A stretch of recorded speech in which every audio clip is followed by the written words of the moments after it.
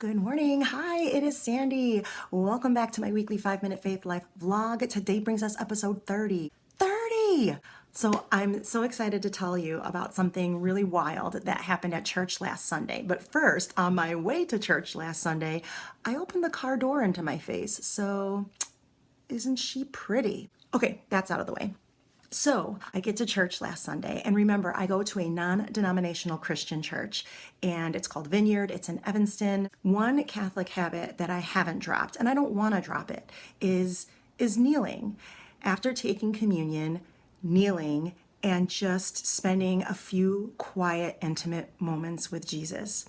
But my church doesn't have kneelers. So what I do after communion is I walk to the end of my section and I just plunk down on the floor behind the last row of seats. I pray and I continue that Catholic practice, just giving thanks, asking for any help or guidance that I might need.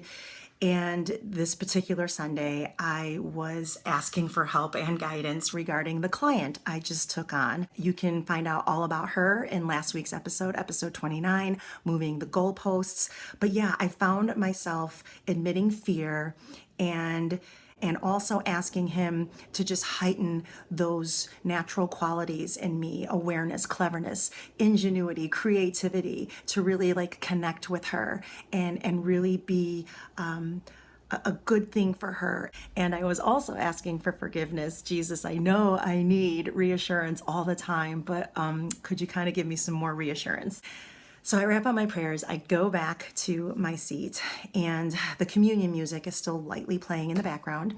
And the woman in front of me scoots from behind her two children and then scoots behind her husband and exits the aisle. And I am assuming she's just gonna use the restroom. But no, she walks up to me, and I'm at the end of my aisle. And she just gently takes my arm and leans into me so I can hear her better. And she says, "Hi, I hope you don't mind, but I just got an image in my head, and Jesus told me to tell you something." I was like, okay. And she says, "Do you see that father with his daughter over there?" And I follow her gaze, and the section next to us and a couple aisles behind us, there was a young father cradling his daughter and just doting on her and looking at her so lovingly. And so I nod and say yes, and she continues and she says, "He told me to tell you that's exactly how he has you right now. You're in his arms." And I was like, whoa, thank you. Okay, thank you. And my eyes did well up a little bit, and she just promptly went back into her aisle. So this is stunning for a couple of reasons. First of all, even in church, I think it's pretty wild to have a complete stranger walk up to you and say, "Yeah, I just got this image and Jesus told me to tell you a message." And then it's also stunning because I literally 2 minutes ago asked Jesus, "Forgive me for needing reassurance, but can you give me reassurance?" And then here comes this stranger and says, "Yeah, I just got this image in my head and Jesus told me to tell you something." Wow.